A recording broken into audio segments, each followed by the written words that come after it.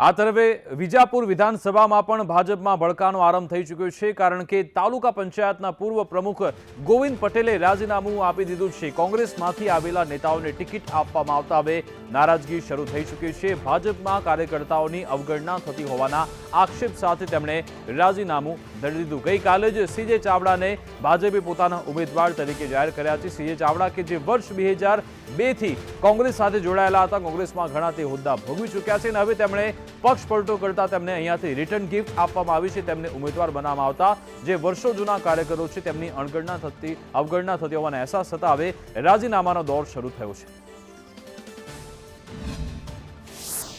1970-71 થી પાર્ટીના કાર્યકર તરીકે 53 વર્ષ સુધી પાર્ટીની સેવા કરી હોય અને જ્યારે પાર્ટીની અંદર એટલા બધા અસંખ્ય કાર્યકર્તાઓ છે જેનું કોઈ માપ નથી, આ વિચારધારાવાળા કાર્યકર્તાઓ છે આ પાર્ટીની અંદર, ત્યારે પાર્ટીની એવી તો શું જરૂર પડી કે આયાથી કાર્યકર્તાઓને મૂકવા પડે? અને જે મૂળગામી કાર્યકર્તાઓ છે, મૂળ વિચારધારાવાળા કાર્યકર્તાઓ છે, એનું ભવિષ્ય શું?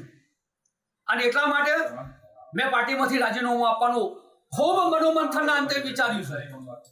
પાર્ટીની અંદર 1995 થી હું પણ ટિકિટ માંગુ છું, છેલ્લા 8 ટર્મથી મેં ટિકિટ માંગી છે, પણ પાર્ટીએ નેક્સ્ટ કરી અને ક્યારેય અમારી કિંમત કરી નથી।